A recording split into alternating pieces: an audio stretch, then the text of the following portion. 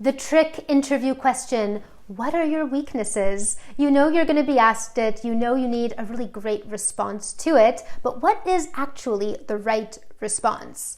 I would like to know from you down below, what have you responded to that type of interview question, and do you feel like you've messed up in the past? Because so many of us struggle to answer that stereotypical interview question, and you know, we all think, oh, am I supposed to say I'm a perfectionist, or I work too hard? Isn't that not real, right? And I really think it's time to stop giving those kinds of answers, because you are not fooling anyone. So if you're completely honest, it's like a trap, right? If you're completely honest in your response, then that doesn't work, because they go, ooh, we don't want to hire you. That's a bad weakness. But then if you are not honest and you give them that kind of, oh, I'm just such a perfectionist, I'm just too perfect, what can I say, right? They're not going to believe you either, and that's also not a good answer. So it's like it's a lose-lose situation either way. So here is what you should say in response to that type of question. By the way, I'm Dahlia, and I am a communications professional as well as a career strategist,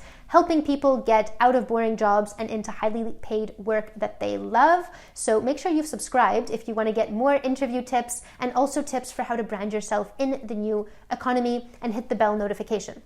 Okay, how to respond to the weaknesses question in the interview. I want to give you a couple of ideas, and the key is you don't want to choose one that's not true. So every idea I give to you, write it down and think about, could this be true for me or not? If it's totally untrue, don't use it. It should be an honest answer, but it should still be framed in the right way so that you give off a good impression, which is, of course, the point of the whole interview. And again, one thing you can answer is, I have a hard time saying no, because sometimes we overload ourselves right at work by saying yes to every opportunity, to every request. We just want to be a team player. We're passionate about our work. We want to give a good impression. And so if that sounds like you, then you could talk about how you're aware that you tend to always say yes and want to help out and be a team player, but that you're now working on your boundaries and making sure that you're prioritizing the right tasks and being honest about the things which are not going to be able to be completed. And in order to do that, you have had conversations with your current boss or past bosses to be very, very clear on expectations. And that's why these days you're making sure that you're getting better and better at prioritizing. So you don't want to frame it as you're saying no and you're just not going to do what they ask you to do, but you're framing it as you've actually turned this into an opportunity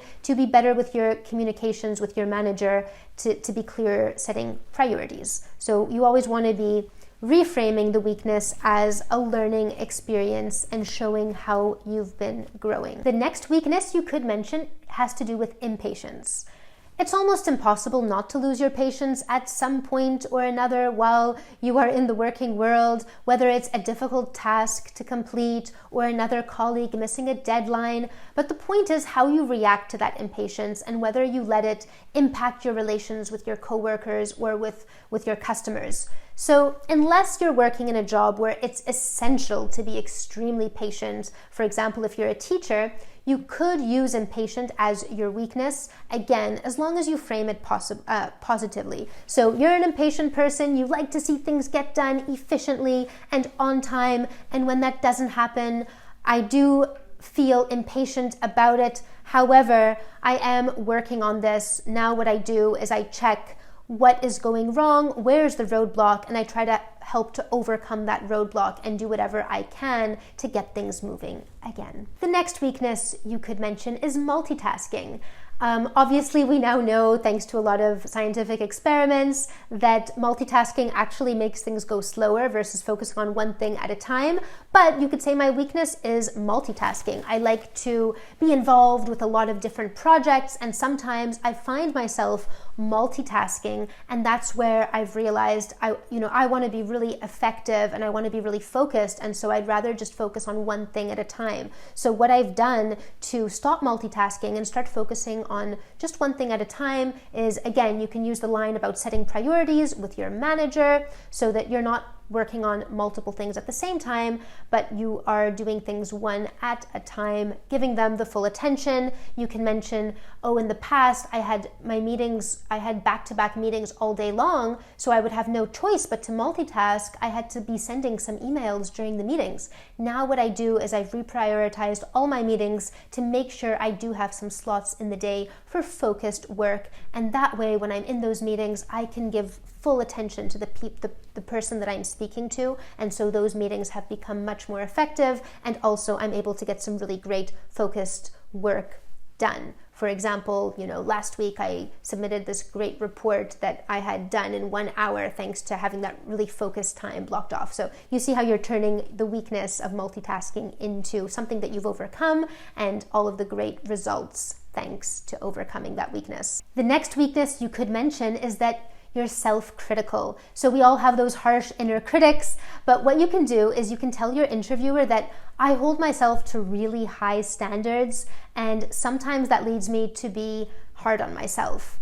And so what I've done about that is, and again, show how you're correcting it, show how it's become a productive thing. Every week I write down how I've grown that week, and as long as I've grown, then I know I can feel satisfied and happy with myself. Or as long as I've checked off those top 3 priorities, I know I can feel good about the next week ahead, and I don't need to continually think about all the stuff that I still need to do, or that I could have done more and more and more, because I know I got the 3 biggest priorities done, or I know that I grew that week. You can say that kind of thing. You don't want to say, I have a terrible, harsh inner critic voice, but when I hear that mean girl voice, I just tell her to shut up.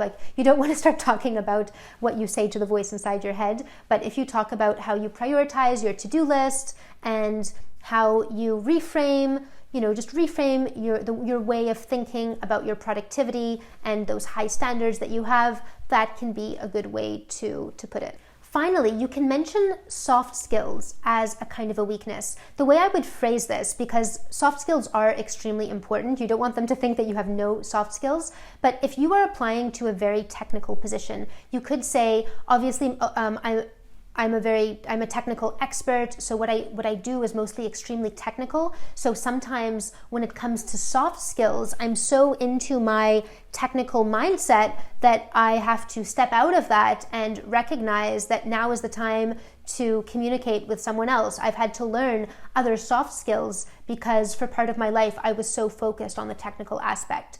But in recent years, I've become much better at various soft skills such as communication and such as others. So that's how you can reframe the soft skills one. Make sure if it's a job that mostly requires soft skills, that's probably not the one you want to choose. But in general, you want to choose a weakness that doesn't have too much. That's not a core part of the job that they're going to want you to do, but more like an add-on. And the other message I want you to take away from this, and just I want you to recognize, is that a weakness most of the time is actually a strength in the wrong environment. So any weakness that you may have, you want to think about how that can actually be your biggest strength. So for those of you who say things like, oh, I have a big gap on my resume. Well, how is that gap a strength? What did you do that was amazing during that gap? Or how did you grow during that gap? Or I was asked recently, Dahlia, how come you have 24 different jobs? Are you not loyal to any job, right? And so I told them, I said, that's my biggest strength. I've had 24 different jobs, new team every time. I've been growing every time. I've learned so much in those 24 different jobs. And I mentioned a lot of those jobs were actually with the same employer overall, so I didn't jump around as much as it might look. So I had a great answer for that. So always think about, what is it about your weakness that's actually a strength in the wrong environment? One more example, I have a client who is deaf, so she has a really hard time hearing, and of course she's found that to be a big weakness throughout her career, and it's something she gets discriminated against, unfortunately, when it comes time to getting hired. So we're looking at how can that weakness of being deaf actually be her superpower and be her strength. Whatever your weakness is, I guarantee you, there is, if you just flip it over, it is a strength. It's just a strength in the wrong environment where you're perceiving it as a weakness when in fact it could be a strength if you look at it differently. So have a think about that when it comes to your weaknesses, and have a think about how that can be flipped into a strength so that you're not only being honest, but you're also showing them how much your weaknesses are teaching you and how you're growing as a person and how you're still that ideal, amazing candidate. Now, if you want to have more strategies for branding yourself in the new economy, I have a class for you. I'll put the link below, and it's all about what steps to take to figure out your next career move, to find that job that you're going to love so much you'll actually want to get out of bed in the morning, but that is also going to pay you a lot of money. So check out that link below. And I also want to hear from you. I want to know which one of these weaknesses are you going to use in your next interview. And I'll see you on the next video. Thanks so much for watching.